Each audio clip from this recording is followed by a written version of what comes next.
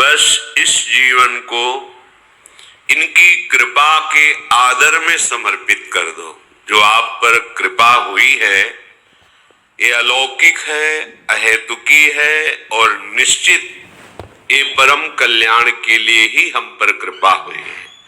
जब जिस जीव के आवागमन चक्र का अंतिम जन्म होता है तो उसे नाम रूप लीला धाम का महामहिम स्वरूप श्रवण कथन करने का सौभाग्य, संत समागम और आराधना उपासना पद्धति ये प्राप्त होती है। महापुरुषों के वचनों के अनुसार जो हमें प्राप्त है ये हमारे अंतिम जन्म की सूचना है। यदि हम कृपा का आदर करते हुए जो उपासना पद्धति मिली है उसमें अपने जीवन को अर्पित कर दे तो प्रियालाल की अहेतुकी कृपा से यह हमारा आखिरी जन्म होगा। दुख क्लेश अशांति सदा सदा के लिए मिट जाएंगे। श्रीपाद प्रबोधानंद जी महाराज कह रहे हैं, भ्रातर भोगा सुभुक्ता काहि न भवता नापि संसार मध्ये विद्यादानाध्वराद्यै कति कति जगति ख्याति पूजाद्य लब्धा अद्याहारे यादृच्छिक उर्गुणवानप्यहो संवृतात्मा श्रीमद वृंदावनेस्मिन् सतत मट सखे सर्वतो मुक्त संगः। हे भाई, यदि तुम्हारा मन ऐसा प्रलोभन दे रहा हो आपको कि ये भोग तो भोगा नहीं, अगर भोग लूं तो हमारा मन शांत हो जाएगा, ऐसी बात मत मानना। ये आपको फंसा रहा है, क्योंकि भ्रातर भोगा सुभक्ता का इह न भविता नापि संसार मध्ये, कोई ऐसा भोग नहीं है जो तुमने संसार में भोग न लिया हो, क्योंकि तुम्हारे बहुत जन्म हो गए हैं। इस माया के प्रभाव से पूर्व स्मृति नष्ट हो जाने के कारण तुमको ऐसा लगता है कि अगर ये मैं भोग लूं तो मेरा मन शांत हो जाए, तो ये तुम्हारे साथ धोखेबाजी खेल रहा है।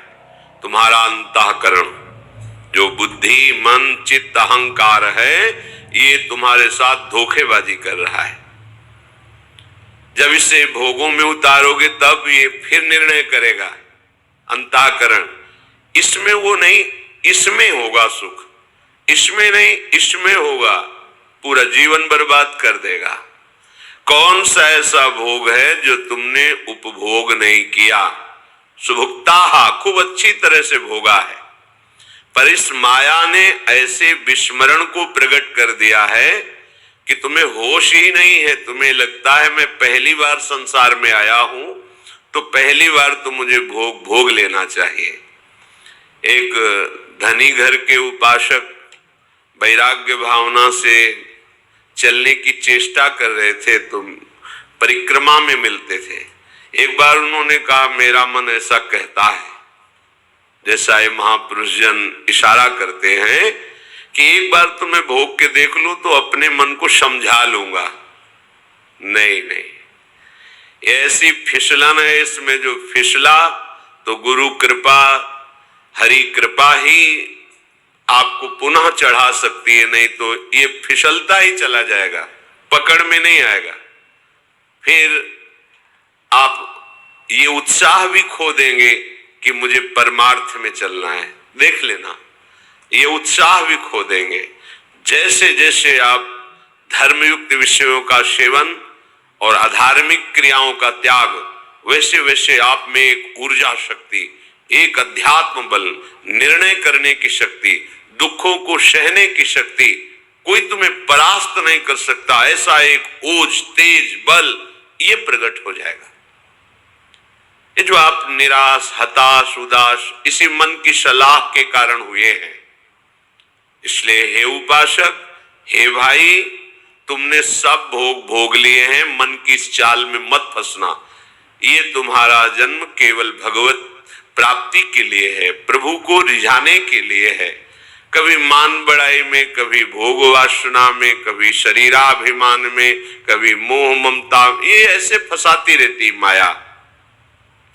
विद्यादानाध्वराद्यैः है कति कति जगति ख्याति पूजाद्य लब्धा। कभी कभी मन धर्म की आड़ में दान पुण्य आदि की भावना से अहंकार को पुष्ट कराने लगता है। अंतःकरण चतुष्टय में 4 धर्म है। बुद्धि का काम निश्चय करना है, मन का काम संकल्प विकल्प, चित्त का चिंतन, अहंकार का स्वीकार करना। मैंने ये कर्म किया, मैं ऐसा कर्म करूंगा, मैंने ये भोगा, आगे ऐसा भोगूंगा।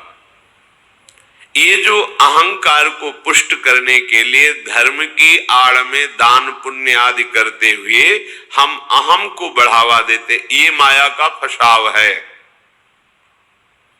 अपनी वस्तु मानकर दान करने से ठीक है, कई गुना वो मिल जाएगी आपको, पर जितनी आपके पास है उतना आपको वो दुख दे रही है, भगवत विस्मरण करा रही है, अहंकार बढ़ा रही है, तो उससे 10 गुना और बढ़ जाएगा, तो अशांति तो और बढ़ जाएगी। तुम्हें लगता है वैभव बढ़ने से शांति होती है? नहीं, ज्ञान बढ़ने से शांति होती है। त्यागात् शान्तिरनन्तरम, विवेक के द्वारा असत वस्तु, असत पदवी, असत क्रिया, असत चिंतन, जब इनका त्याग होता है तो शांत हमारा स्वरूप है, क्योंकि हमारे अंशी भगवान का शांत स्वरूप है। शांताकारम भुजग शयनम। देखो, कोई सांप पे लेट के भी शांत रह सकता है, और ये तो भगवान शेष जी और उनकी गोद में लेटे हुए हमारे प्रभु कैसे शांताकारम। तो हमारा स्वरूप क्या है? शांत है। शंकर सहज स्वरूप सम्हारा, लाग समाधि अखंड अपारा। अखंड अपार समाधि, परम शांति। तो ये जो हमारा मन हमको संकल्प विकल्प में फंसाता है कि ये दान कर दूं तो ये मिल जाएगा, ये कर दूं तो ये मिल जाएगा, करो अपनी वस्तु मान के नहीं। त्वदीयम वस्तु गोविंदम तुभ्यमेव समर्पये। हे गोविंद, हे प्रियाजू, आपके द्वारा जो सेवा सामग्री दी गई है वो सेवा सामग्री आपके चरणों में समर्पित है। इससे आपको भगवत प्रेम मिलेगा, भगवत कृपा मिलेगी, आप महान शांति को प्राप्त होंगे। क्रिया वही है, अपनी वस्तु मान के दोगे तो कई गुना बढ़ के मिलेगी, और प्रभु की वस्तु मान के दोगे तो प्रभु मिल जाएंगे, जो परम लाभ है। इस मनुष्य जीवन का परम लाभ भगवत प्राप्ति है। श्रीपाद कह रहे कि विद्या, माया के 2 स्वरूप हैं, एक है अविद्या और एक है विद्या। दोनों माया ही है, पर विद्या में भगवान की प्राप्ति का मार्ग प्रकाशित होता है, और अविद्या भगवान से विमुख करके नाना प्रकार के भोगों में फंसाती है। दोनों माया ही। पर जो विद्या पढ़ करके उसे अभिमान से युक्त कर लिया जाता है, वो फंसाने वाली ही बन जाती है, क्योंकि वो भी माया ही है। मैं शास्त्रों का ज्ञाता हूं, मुझे बहुत आता है, मुझे सब ज्ञान है, मैं विद्वान हूं, ये ठीक नहीं। ये अहंकार आपको फंसा देगा, ये मुक्त करने वाला नहीं है। मुक्त करने वाला जो ज्ञान है, जो विद्या है, वो विद्या विनय संपन्ने ब्राह्मणे गविहस्तनी स्वनी चुपाके चा पंडिता समदर्शिना। तुम्हारी विद्या के प्रभाव से अविद्या नष्ट हो जाए और समदर्शी दृष्टि प्राप्त हो जाए, सब में एक ही परम तत्व विराजमान है, ऐसा अनुभव हो जाए, ये विद्या का लाभ हुआ। पर हम विद्वान होकर विद्याभिमान करके अगर अपने को और बांध रहे तो विद्या नहीं है, वो अविद्या ही है। श्रीपाद कह रहे हैं जगत ख्याति पूजाद्य लब्धा। कोई मुझे बहुत अच्छा कहे, बहुत बड़ा दानी है, बहुत भगत है, बहुत सेवक है, आदि आदि, यदि ऐसी सुनने की इच्छा है आपको, ऐसी ख्याति पाने की इच्छा है तो ये भी माया का जाल है जो आपको आवागमन में बांध करके कष्ट देगा। विश्वास कीजिए महापुरुषों के वचनों पर। जब आप अखिल लोक चूड़ामणि भगवान के दासत्व से युक्त हो जाएंगे, उनके महामहिम नाम का जप, उनकी चरण सेवा, उनके गुण कीर्तन, तो आपका यश तो अपने आप हो जाएगा।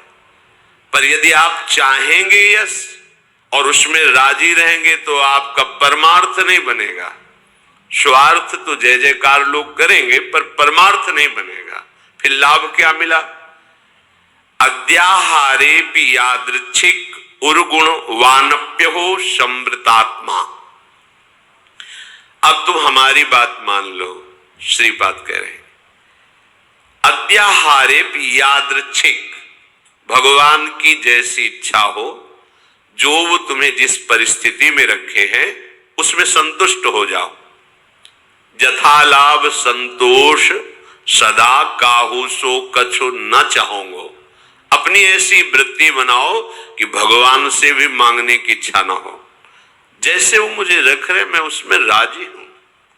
ये बहुत बड़ी उपलब्धि है, बहुत बड़ी सिद्धि है ये। इसी से सारी कामनाएं नष्ट हो जाती है। बिन संतोष न काम न साही और अछत काम सुख सपने नाही। बिना संतोष के कामना का नाश नहीं होता, और जब तक कामना रहती तब तक स्वप्न में भी जिसे सुख कहते हैं उसका अनुभव नहीं होता। जागृत की कौन कहे? आप कामना में ही सुख ढूंढ रहे हैं, और सिद्धांत कह रहा है कि अछत काम सुख सपने नाही। यदि हृदय में कामना है तो स्वप्न में भी सुख नहीं मिलेगा। कामना कैसे नष्ट होगी? बोले जथा लाभ संतोष सदा काहू सो कछु न चाहूंगो। मैं सदा संतोष धारण करूंगा कि मेरे प्रभु ने जैसा विधान कर दिया है हमारे लिए पर्याप्त है।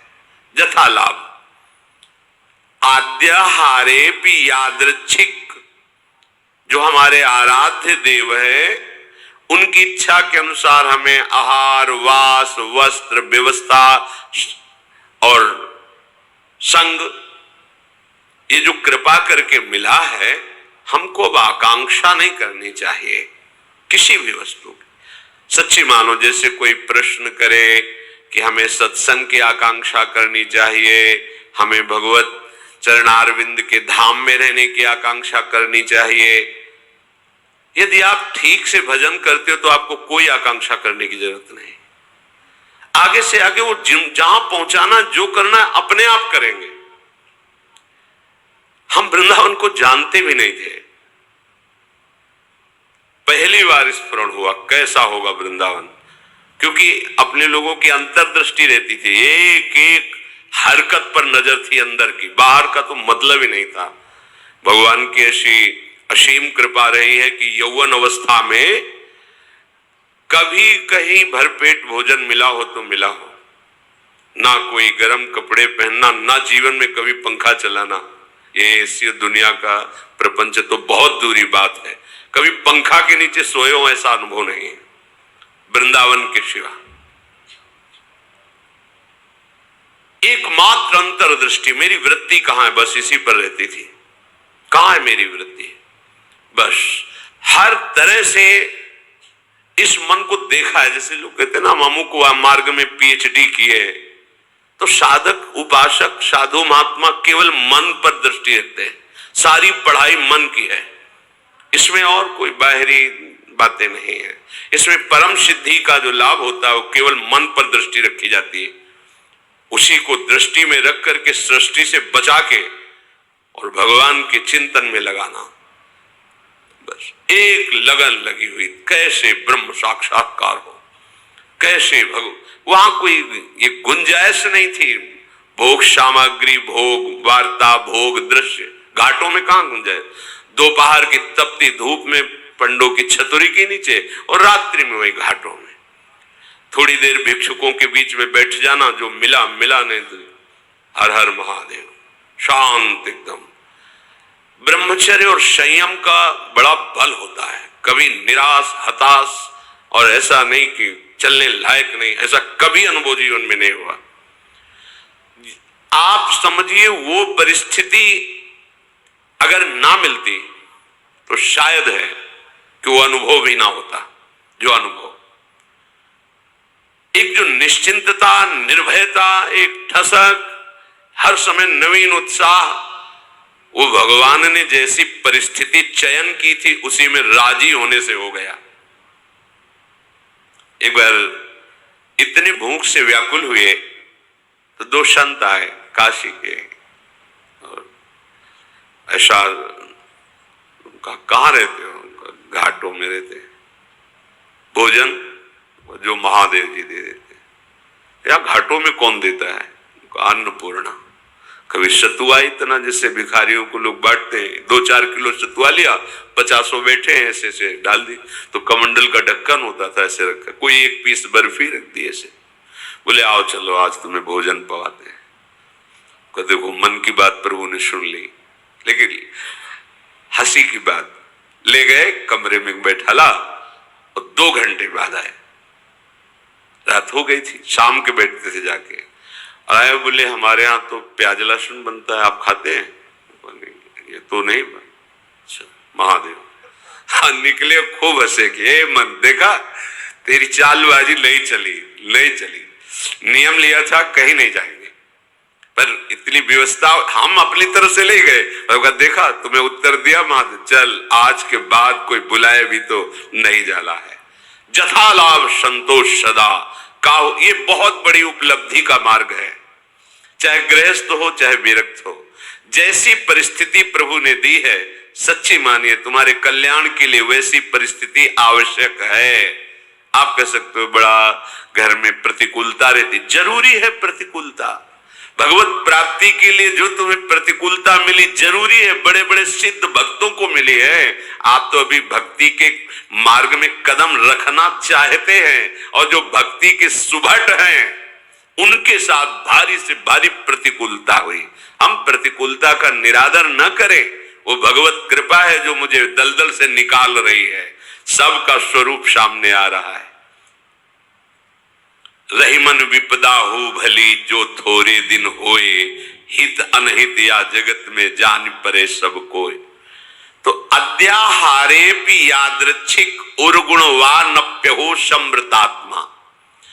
जब आपको जैसी परिस्थिति में रखा गया उसके बदलने के लिए आप दिखावा न कर दे। दिखावा होता है।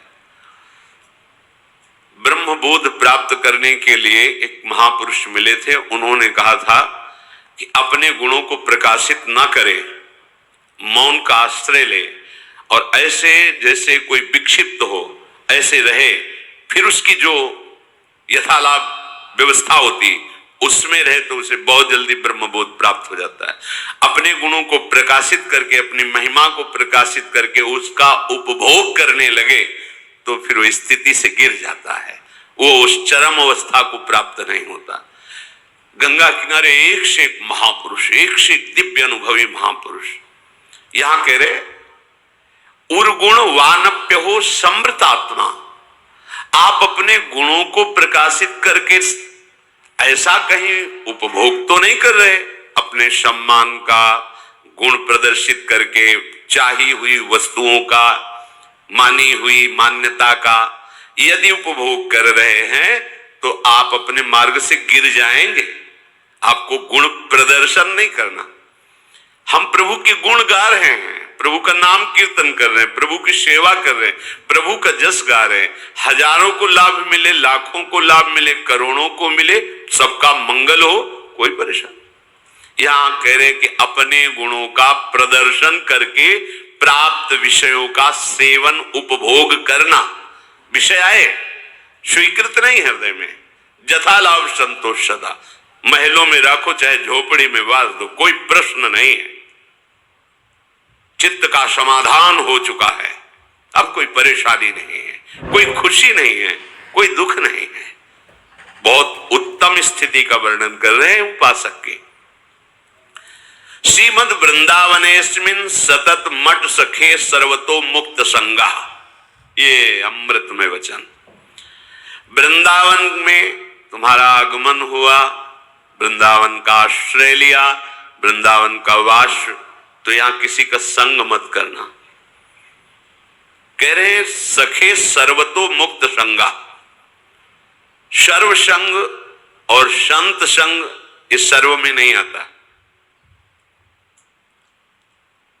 जो भगवत अनुराग में रंगे हुए महापुरुष हैं, तो भगवत प्राप्त संतों ने भी ऐसी आकांक्षा की कि मुझे ऐसे प्रेमी महाभागवतों का संग मिले, क्योंकि बिना उनकी चरण धूलि में बैठे, उनकी चरण धूलि से अभिषिक्त हुए ना तत्वबोध होता है, ना भगवत प्रेम होता है।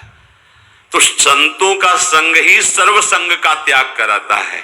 इसीलिए श्री भगवान ने अपनी प्रसन्नता, अपनी प्राप्ति के उपाय का जब वर्णन किया तो कह रहे व्रतान यज्ञ छंदांस तीर्था नियमा यमा यथा वरुंधित सत्संगा सर्व संगोपहो हिमाम। बड़े बड़े व्रत, नियम और तीर्थ यात्रा, धर्म आदि, इन सब के द्वारा, शास्त्र स्वाध्याय आदि, देवताओं का यजन पूजन आदि, इनके द्वारा मेरी प्राप्ति उतनी संभव नहीं जितनी संत संग से। क्योंकि संत संग क्या करता? सर्व संगोपहिमाम, सर्व संगों का त्याग करा देता है। जो आसक्ति संसार में, विषयों में, व्यक्तियों में, वही आसक्ति यदि संत महात्मा में हो जाए तो मोक्ष का खुला हुआ द्वार शास्त्रों में पाया गया है। तो यहां जो सखे सर्वतोमुक्त संगा, उसका भाव है जो प्रभु से विमुख जन है, उनसे हमारा परिचय भी नहीं होना चाहिए। वृंदावन ऐसे रहे मनो चिन्हारो नहीं, हम नहीं पहचानते किसी को। नेत्र नीचे हैं, अपने मार्ग को देख रहे हैं और अपने प्रिया प्रीतम का स्मरण कर रहे हैं। जो मिलता है मेरे प्रभु इस रूप में आए हैं, ऐसे भाव से। कहीं कोई सांसारिक भाव, सांसारिक संबंध नहीं। सांसारिक प्रपंच को स्वीकार करने वाला उपासक उपासना में आगे बढ़ नहीं सकता। अपने गुणों को प्रयोग न करते हुए, जो हमारे अंदर भागवतिक गुण हैं, वो प्रभु की महिमा को, प्रभु के यश को गान करके जगत मंगल के लिए है। अपने में विशेषता का भाव आ जाना पतन का लक्षण है। मैं इनसे विशेष हूं, विशिष्ट हूं, मैं महान हूं, ऐसी बात मलिन अंतःकरण में आती है, निर्मल अंतःकरण में नहीं। जितना अंतःकरण निर्मल होता जाएगा उतने ही ये भाव खत्म होता चला जाएगा। और जिसका संपूर्ण अंतःकरण निर्मल हो जाता है, उसके हृदय में बात आ जाती है कि मैं चराचर जगत का सेवक हूं। सो अनन्य गति जाके असमत न टरे हनुमंत, मैं सेवक और सचराचर रूप स्वामी भगवंत। ये सबसे